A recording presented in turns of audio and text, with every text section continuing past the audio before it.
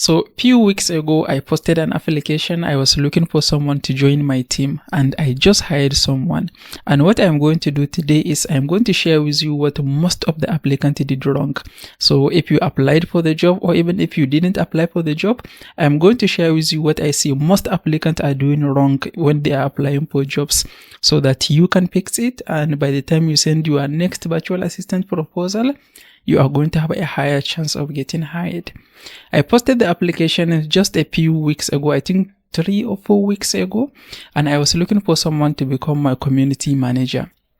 And to my surprise, within 24 hours, I received close to 700 applications. I think around 660 something applications. And I started the shortlisting process. I followed the exact process that I followed when I am hiring as a freelancer or virtual assistant for my client. That is the process I followed. And I start with taking out all the people that are obviously not fit for the job.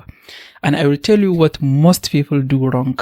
The very first thing is there are a lot of people who applied for the job and did not even understand the questions that have been asked in the application process. A good example is in the first form, there is a question that I asked, do you have experience with social media management? If you said yes, then the next question is, describe your experience with social media management. So to my surprise, many people answer that question with a different thing, completely different thing. I asked, describe your experience with social media management. I am asking for your professional experience. You can give an answer something like, I have managed a social media profile for X and X company or for this individual, and I was able to do this and that, create graphics for them, manage their comment, respond to their DMs. That is a right answer for the question. But most people gave an answer something like, it was a good experience, it was challenging, and I really learned a lot. They give their own personal experience, like if you travel to a different country, I ask you, what is your experience with the country? You will say, oh, it was fun, the people are this and that. That is not the question. So this is a very big problem. I see this not only on this job application, in many of the job applications that I had for clients. People will respond to the application, but they will give a completely different answer than what they have been asked for. And that comes down to attention to detail. If you answer the question giving a totally different response, that means you don't have that much attention to detail. Because if you have enough attention to detail, you are going to think about it first, understand the question, make sure you understand the question before you write your answer. So in the next application that you send, make sure you read each question, you understand it correctly, and you give the answer that the employer is looking for. And the next thing is inconsistency. For example, I will ask, do you have experience with social media management? Some people will answer with no. And the next question is, describe your experience with social media management, if applicable, or if you answered yes to the previous question. And the person is going to go ahead and give their own experience with social media management. So you see the answers are inconsistent. They said they don't have experience with social media management, but they are describing their experience with social media management. And I see this also a lot. Inconsistencies in answering the question. That clearly means one of the questions is wrong. One of the answers that you gave is wrong. You either have experience or you don't. So on the next application you send, make sure you give consistent answers. Make sure you read each question, understand it, and give consistent answers. Because if your answers are inconsistent, then which one should the employer take? Which one shall I believe if you give 2 different answers? So inconsistency is a big issue. And the next issue is obviously AI. Some people give an answer that is just obviously AI generated. Like everyone use AI. I use ChatGPT. Everyone use ChatGPT. Even in the job application, I seek ChatGPT's help to help me come up with the right questions to ask.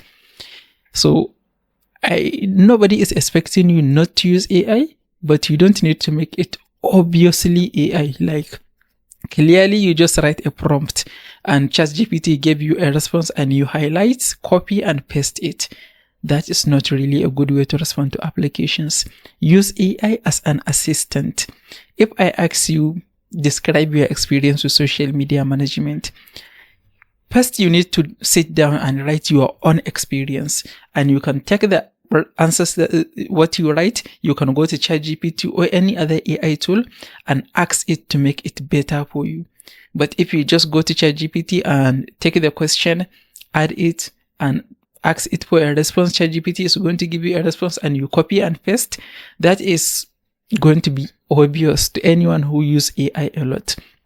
And if it is obvious you don't really put enough time and energy into responding to the application, then what guarantee do I have that you are going to put enough time and focus into doing the job itself?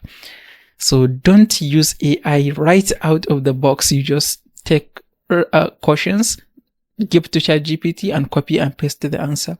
Try as much as possible to make your answers personal to yourself. The next thing is something I talk about it a lot in almost any video that I make. Having grammatical errors and typos in your application is a big red flag. You are really hardly going to get hired if you are sending applications with typing errors and grammatical errors.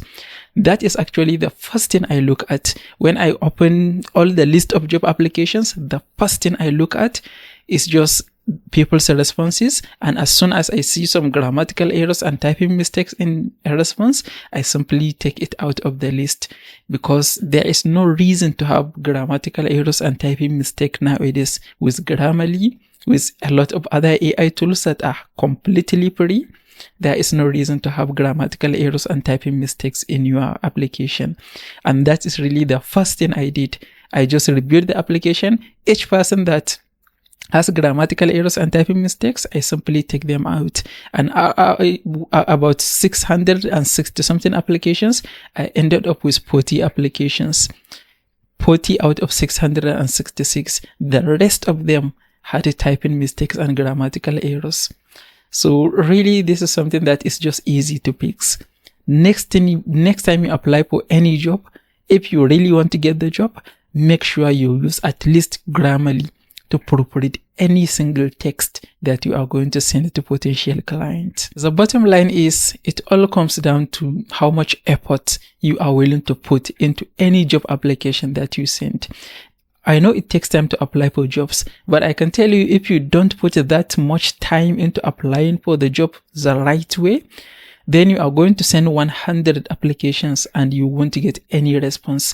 But if you put enough time and effort into doing every single application right, you have a higher chance of really getting hired.